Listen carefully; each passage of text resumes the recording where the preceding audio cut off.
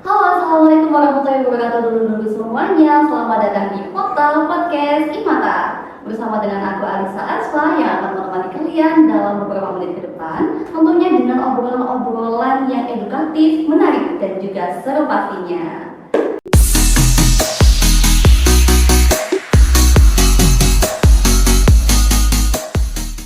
Oke, karena sudah ada dua dulu di sini, kita sapa-sapa dulu nih pemirsa yang ada di rumah. Yuk, halo. Halo.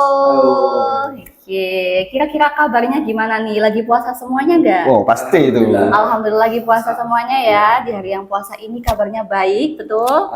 Sangat Sehat. baik, sangat baik, sehat Juga sehat. alhamdulillah alamin.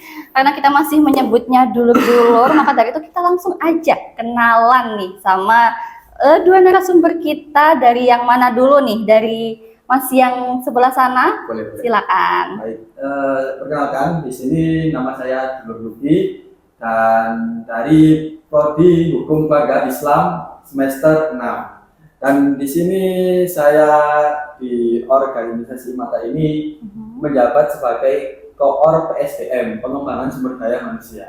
Wih, keren banget. Ternyata koordinator PSDM, Pengembangan Sumber Daya Manusia. Seperti itu. Kalau boleh tahu nih ngapain aja sih menjadi koor atau departemennya sendiri tuh ngapain aja PSDM? Nah, untuk departemen PSDM ini kita bagaimana kita itu mengembangkan minat bakat dari setiap anggota yang ada di organisasi Mata ini sendiri, baik dari soft skill maupun hard skill, yang dimana nanti outputnya itu bisa bersaing dengan masyarakat luar dalam segala hal gitu. Oke, jadi di PSDM itu kita menampung minat dan bakat begitu ya? Iya, betul, kurang lebih begitu. Ternyata keren banget narasumber kita yang ada di sebelah pojok ini. Tapi kita masih belum bergeser nih. Kita geser dulu juga di narasumber yang satunya. Silahkan berkenalan dulu. Baik, terima kasih. Perkenalkan, nama saya Saiful Anwar. Biasa dipanggil Saiful, Prodi Hukum Keluarga Islam. HKI juga. HKI juga. Di IMATA saya menjabat sebagai Ketua Umum periode 2024-2025. Tepuk tangan dulu. Dan ternyata podcast kali ini spesial banget ya teman-teman. Ternyata podcast kali ini spesial banget karena kita langsung ditemani oleh Ketua Umum dari Ikatan Mahasiswa Delta Sidoarjo sendiri. Makanya kok dari tadi kita kayak ada aroma-aroma Donald Trump gitu, aroma-aroma kepresidenan begitu ya. Saya kok kemeringat gitu. Bener sekali. Oh, puasa tentunya. Oke, tentunya nggak perlu kita tanya lagi ya. Jadi ketua umum itu tugasnya ngapain aja? Yang pasti ketua umum tuh pusing banget ya kak ya. Langsung, kok kak ya dulur ya. Sapaannya di IMATA tuh apa? Dulur gitu ya. Oke, dulur. Kita sudah ditemani oleh dulur Luki dan juga dulur Saiful. Oke, karena tema podcast kali ini adalah jangan takut berorganisasi, maka dari itu kita tanya-tanya dulu nih ke narasumber. Kira-kira narasumber ini ikut organisasi juga nggak sih? Ikut pasti. Oke, ikut juga ya. Kalau gitu boleh nih dijelaskan organisasi apa aja yang pernah diikuti atau memang sekarang sedang diikuti oleh jenengan-jenengan ini selaku narasumber. Boleh dimulai dari siapa dulu nih? Dari kak yang dulur yang di sebelah sana boleh? Untuk pengalaman organisasi yang sudah saya ikuti mengingat apa ya? Itu pertama itu IMATA ini sendiri, Ikatan Mahasiswa Daerah Ormada. Terus yang kedua itu PMBI, yang ketiga itu Prodi. Cuman yang di PMI ini sudah agak saya kurangi, dan di Prodi itu sudah sudah demis atau nggak menjabat lagi karena ada kesibukan lain gitu di luar kuliah saya. Oke, kalau boleh tahu sambil sibuk apa nih? Di sini saya sebenarnya itu perintis atau usaha kecil-kecilan aja sih. Oh, ternyata sambil jadi pengusaha dulu. Keren banget ya, ternyata kita bisa berorganisasi sambil usaha begitu. Iya, betul. Keren. Sekarang kita bergeser nih ke dulur ketum gitu ya, dulur ketum IPUL. Ada pengalaman organisasi apa aja sih, dulur? Kalau maba dulu itu organisasi pertama kali saya itu yaitu IMATA itu sendiri. IMATA. Yang memperkenalkan IMATA itu Mas Luki sendiri. Oh, gitu ya. Ya, Dulur Luki Luki, bener. memperkenalkan Imata kepada saya, Mhm. sampai saya menjadi ketum ini ya gara-gara Mas Luki. Wah, keren banget nih Dulur Luki nih. Ternyata Dulur Luki ini apa ya? Superiornya Imata Iya, ya. itu. Sumber ini. Selain Imata apa lagi nih? Selain Imata, kemudian ya sama, hampir sama lah kayak dulu Luki itu, saya ikut Hima Prodi, cuman beda tahun sama Mas Luki. Duluan Mas Luki daripada saya. Oh, Iya, begitu. Ya. Kemudian sekarang saya ini di Dewan Eksekutif Mahasiswa Fakultas Syariah dan Hukum. Alhamdulillahirabbil alamin. Ternyata kedua narasumber kita ini sama-sama pernah sibuk di organisasi internal maupun eksternal gitu ya. Dan cukup menarik dari kedua narasumber ini ternyata organisasi pertamanya itu organisasi Imata begitu ya. Iya. Ternyata Imata ini selalu menjadi pengalaman pertama bagi setiap anggota dari Imata itu sendiri begitu. Karena memang pada saat awal itu dikenalkan juga langsung dengan Ormada begitu Iya. ya. Iya. Oke, cukup menarik. Saya jadi ingin tahu nih kesan, bukan kesan, apa ya? Ada cerita apa sih di Imata selaku organisasi pertama gitu? Ada cerita nggak yang menarik atau menantang boleh? Silakan siapa dulu? Yang menarik ini siapa ini? Saya apa Mas Luki itu? Dari ini deh, yang pertama kali ngajak itu kayaknya yang paling suka banget nih dengan Imata. Ada cerita apa nih? Ini cerita maksudnya pengalaman yang saya dapatkan ya. Yang saya paling berkesan dan tidak bisa dilupakan itu waktu saya menjabat menjadi OC, Organizing Committee. Organizing Committee. Kalau boleh tahu apa itu Organizing Committee? Organizing Committee itu kayak ini saya kurang tahu penjelasannya, cuma saya kayak pemahamannya aja ya. Kayak seolah-olah itu kita itu sebagai eksekutor dalam suatu kegiatan. Oke, masuk eksekutor. Eksekutor lah, ada konseptornya itu namanya SC Steering Committee. Oh, Nah, itu. ilmu baru nih teman-teman. Ada Iya. yang namanya OC dan juga ada yang namanya SC. Ya, nah, waktu saya menjabat OC Organizing Committee kan gimana menjadi eksekutor dalam acara Sapata, mendapat sebagai divisi open recruitment. Itu yang tidak saya lupakan. Karena apa? Di situ tuh banyak lika-likunya. Dari kita mau apa ya, sebar pamflet pun itu harus ada syaratnya, harus ada gini. Bahkan sampai ada anggota saya itu saya suruh sebar pamflet lah ke satu fakultas. Yang dimana fakultas itu tidak bisa kita masuki. Akhirnya yang anggota saya itu nggak tahu kalau dari fakultas tersebut tidak bisa dimasuki. Akhirnya anggota tersebut kena marah, kena banyak ya sekolah dimarahin sama pihak fakultas sana, di banyak omelan lah apalah. Akhirnya Pokoknya ada yang tidak menyetujui iya, begitu ya. hal yang tidak menyenangkan gitu. Akhirnya saya waduh kok gini ya. Akhirnya saya di sisi lain saya selaku koor ya pusing gitu, kok ini gimana nggak bisa dijangkau gitu. Iya. Gitu. Pengalaman yang paling tidak bisa dilupakan gitu sih. Jadi Tapi itu- rezekinya apa Mas? Rezekinya apa? Oh itu nggak tahu. Itu ada sendiri itu. Aduh, ada apa nih? Ada rezeki apa nih? Kok kayaknya menarik gitu rezekinya yang didapat Rezekinya. masuk. Nanti aja di balik layar ya. Boleh, oke boleh lah kita ya ngopi-ngopi lagi ya nanti ya. Berarti itu adalah pengalaman menantangnya ya, Ya. menjadi ketua divisi oprek. Gitu. Nah ya, tapi di sisi lain di situ juga memberikan saya pelajaran sangat berharga bahwasanya jangan takut untuk memulai hal baru gitu. Karena dengan kita berani mulai hal baru itu pasti akan membuka peluang untuk kedepannya gitu.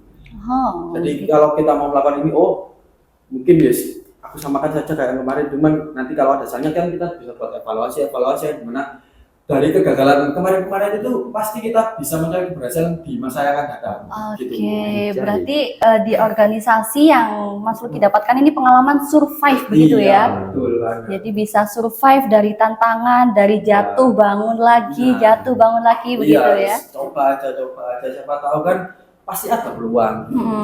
Oke, cukup menarik kisah menantang dari Dulur Luki sendiri. Nanti kita akan tanya juga kisah kesuksesannya itu entah dari sini tadi atau dari yang lain. Tapi kita bergeser dulu ke Dulur Syaiful selaku ketua umum nih. Ada kisah menarik apa gitu?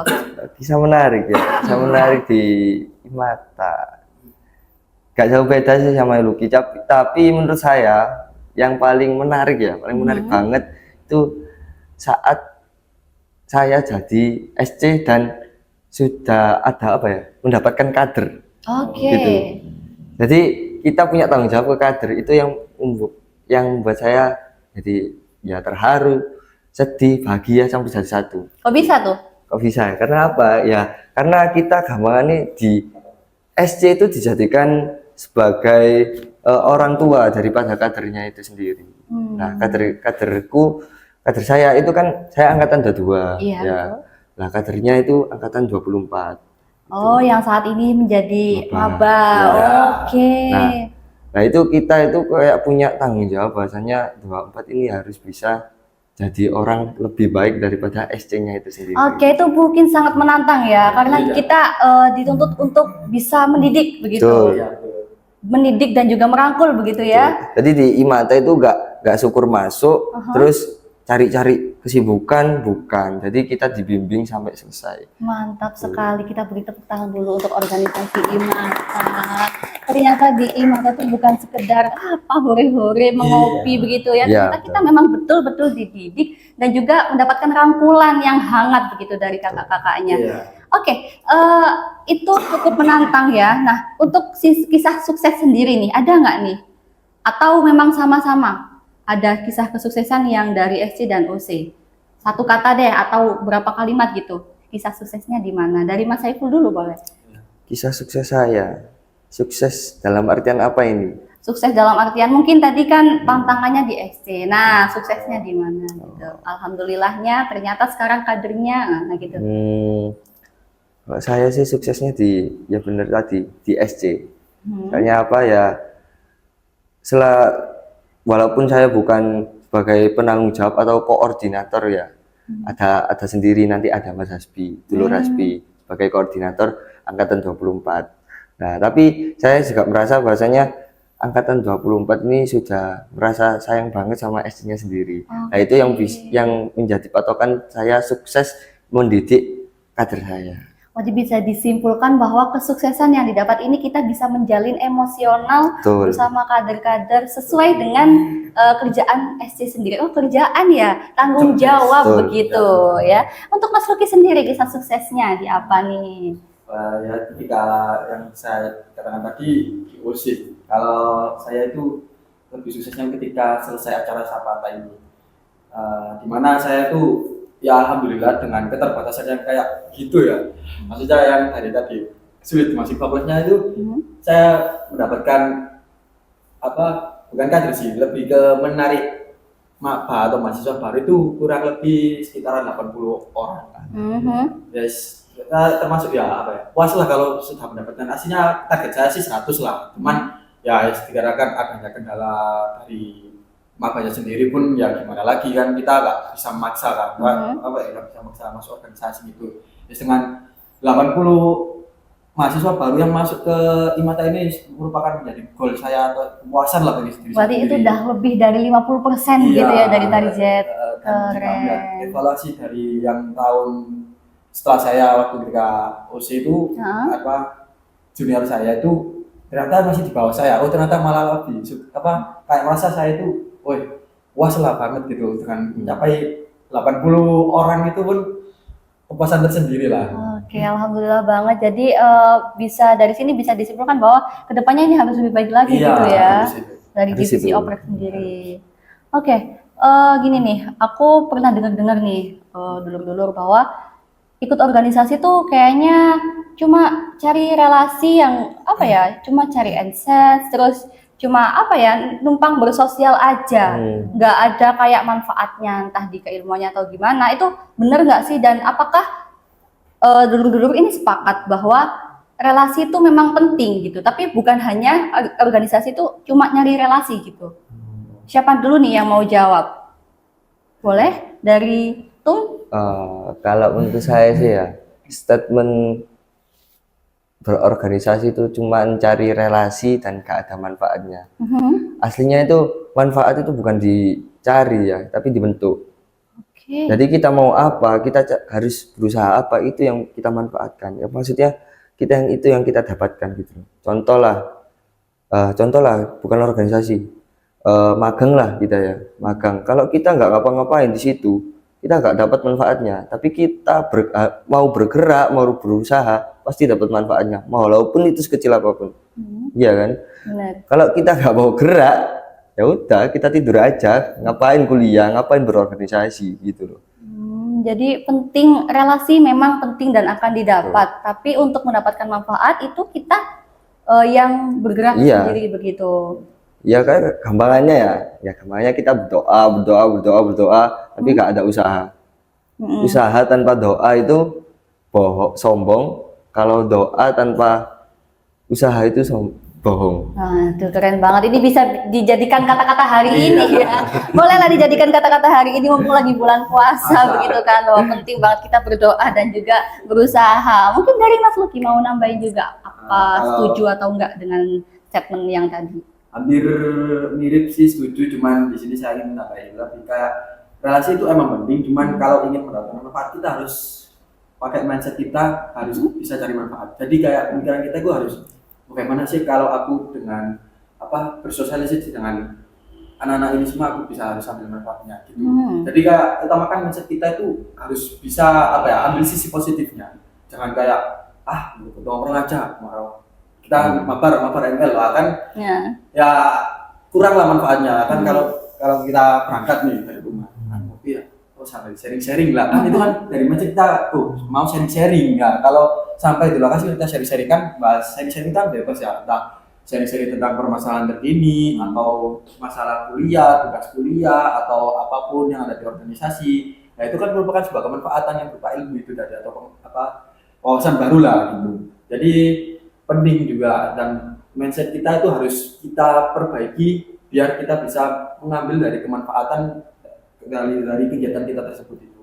Oke, mantap sekali. Melihat dari jawaban-jawaban dari narasumber ini, ternyata sepertinya di IMATA itu memang sangat mewadahi begitu ya, dari kegiatan-kegiatan yang itu mengandung kebermanfaatan. Nah, kalau boleh di spill sedikit nih, mumpung kita dengan pengurus-pengurus IMATA, spill dong prokernya apa aja sih yang mungkin tadi ada hubungannya dengan proker yang mengandung kebermanfaatan dan sebagainya. Itu bolehlah di spill mungkin program-program yang menarik yang pernah ada maupun yang saat ini tidak dijalankan gitu.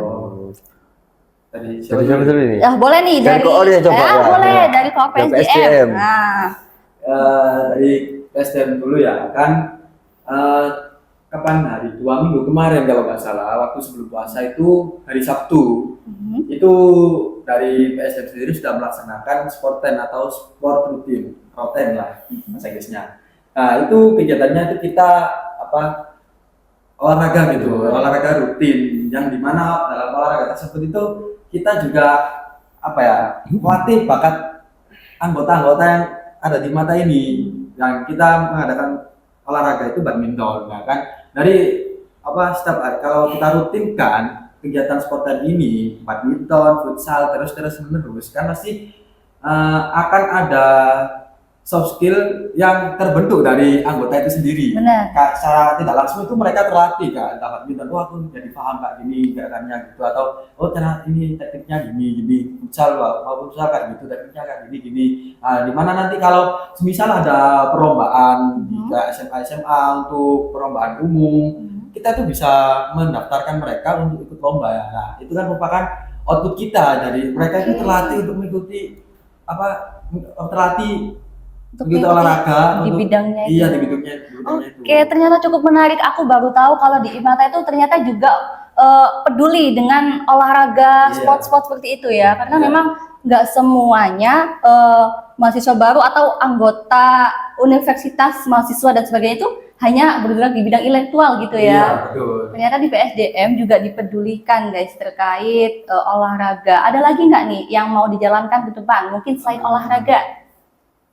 Kalau selain olahraga sih, kalau ke depan-depannya masih olahraga, cuman ada proker nanti yang dimana kita collab dengan event Disnatalis Imata ini. Tapi untuk referensinya sih mungkin belum bisa di-spill ya kan, masih dalam tahap perancangan soalnya. Oke, mungkin bisa kita lanjutkan nih ke ketua umum. Kayaknya itu tadi ada di spill Disnatalis. Mau tahu nih Ketum, ada Disnatalis nggak nih? Nggak sih hari ini? Boleh lah dijelaskan. Bukan hari ini sih, Oh, hari lebih ini. tepatnya puncak kepengurusan kita. Oh, gitu. berarti yang akan datang gitu. Tapi tenang, bukan di pengurus Imata aja, tapi seluruh masyarakat Sidoarjo. Oh, keren banget, tepuk tangan. Kita akan mengadakan di seluruh masyarakat Sidoarjo bisa turut berkontribusi juga di event Disnatalis Imata ini. Ya. Apakah itu juga termasuk dari program yang berkesan gitu di Imata? Ya, kalau menurut saya sih itu berkesan banget lah, terutama di sekelas organisasi daerah, ya kan, daerah juga daerah Sidoarjo, gitu. Yang dalam artian kapan sih mahasiswa itu bisa menyentuh masyarakat secara langsung gitu loh. Benar. Nah, itu adalah salah satu strategi kita untuk berinteraksi secara langsung bersama masyarakat gitu. Nah, kemudian untuk proker yang mengesankan ya, Iya. mengesankan yang sudah terjadi itu menurut saya yaitu Sapata, Sapata. masa penerimaan anggota. Oh, Gitu. Sapata itu masa penerimaan anggota. Itu terjadi Saat waktu mahasiswa baru akan datang ke Winsa. Oke, jadi dari situ kita bisa menghimpun mahasiswa baru untuk turut bergabung ke dalam Imata begitu ya. Apalagi kan latar belakang kita Ormada yang tujuannya itu menyatukan orang-orang satu daerah itu sendiri biar satu sama lain tuh mengenal gitu.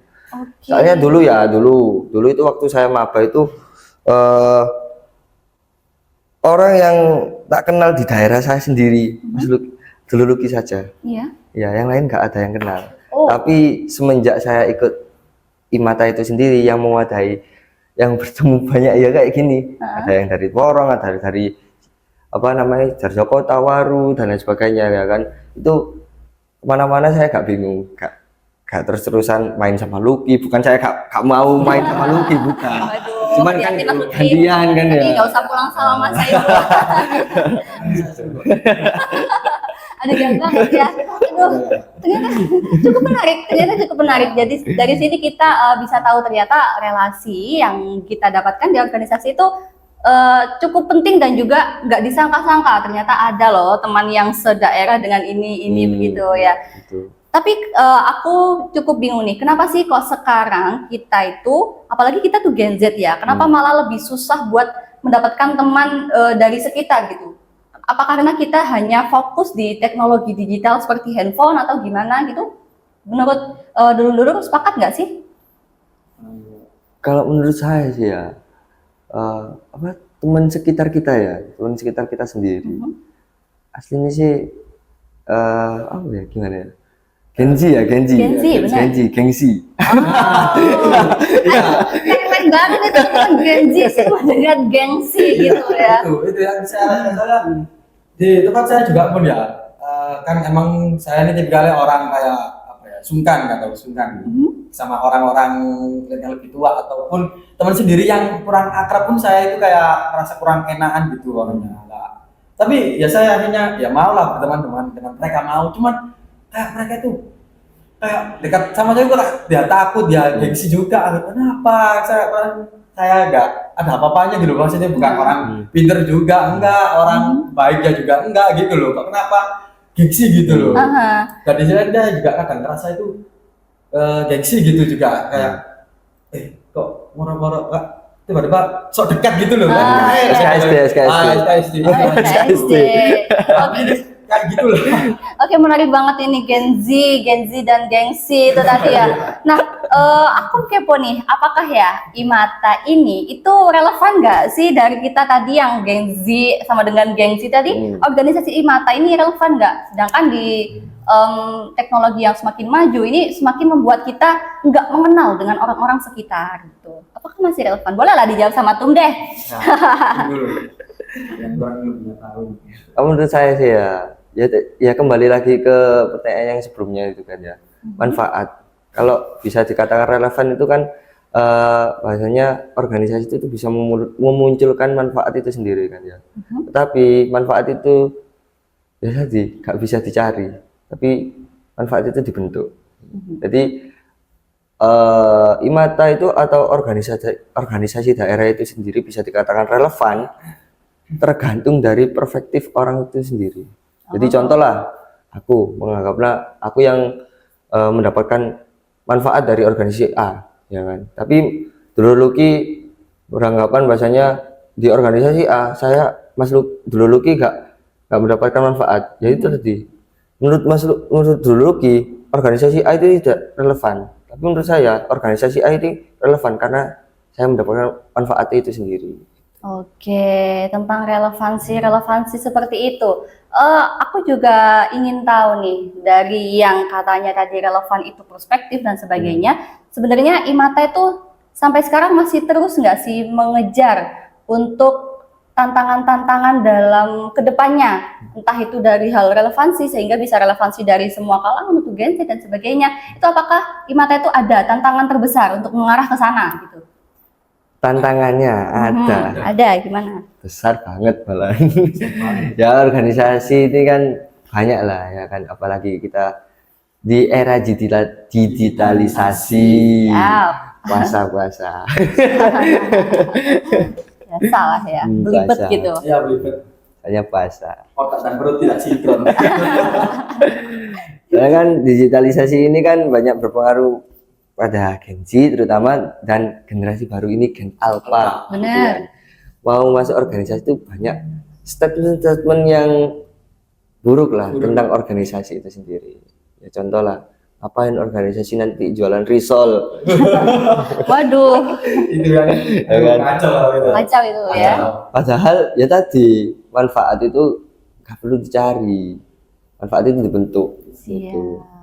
Bentuk dari orangnya itu sendiri. Ya. Oke, jadi untuk kedepannya IMATA masih terus tetap ingin mengejar tantangan-tantangan yang ada di depan, Pasti betul ya? kita upgradein cara-cara kita untuk kedepannya. Oke, mantap. Udah sangat-sangat menarik nih pembahasannya dan juga udah banyak yang kita dapatkan dari pembahasan ini. Mungkin ini adalah satu pertanyaan terakhir. Nah, ini bisa dijawab oleh Dulur Luki maupun Dulur Saiful atau keduanya. Apa sih pesan untuk teman-teman dulur-dulur yang ada di rumah, pemirsa yang ada di rumah, biar enggak takut dengan berorganisasi begitu? Oke, silakan. Pesan terakhir buat kalian yang nonton, janganlah takut berorganisasi. Karena apa? Dengan organisasi itu kita akan membuka pengalaman baru. Dan janganlah kalian itu menuntut aku mau dapat ini dari organisasi, aku mau dapat ini, aku mau dihargai. Jangan. Tapi berikanlah apa yang bisa kalian berikan di organisasi tersebut agar kalian itu bisa mendapatkan apa yang kalian inginkan gitu. Jangan menuntut hak tapi kalian tidak memberikan hak begitu. Itu pesan-pesannya. Oke, dari Dulur Saiful sendiri? Pesan saya untuk semuanya ya. Kalau kalian takut berorganisasi, di rumah pun kalian berorganisasi. Oh iya. Keluarga itu termasuk organisasi. Organisasi itu apa sih? Organisasi adalah perkumpulan antara satu atau dua lebih orang yang memiliki tujuan yang sama. Pastikan keluarga punya tujuan yang sama. Betul. Gitu. Okay. Jadi kalau kalian takut berorganisasi, sadarlah bahwasanya kalian sudah menginjak organisasi sejak dini. Nah, siap. Sudah cukup itu saja? Sudah. Oke, sudah cukup itu saja. Jadi kesimpulan dari obrolan kita hari ini yaitu organisasi itu adalah benda yang mati, tapi yang menghidupi itu adalah orang-orang yang ada di dalamnya. Betul begitu? Betul. Oke, kita beri apresiasi juga terakhir untuk hari ini untuk dua narasumber yang sudah sangat semangat memberikan kita informasi, ilmu dan juga wawasan yang luas terkait organisasi. Maka dari itu saya cukupkan selaku host di Pota season kali ini. Terima kasih untuk yang sudah menonton. Semoga kita bisa bertemu di session-session yang selanjutnya. See you.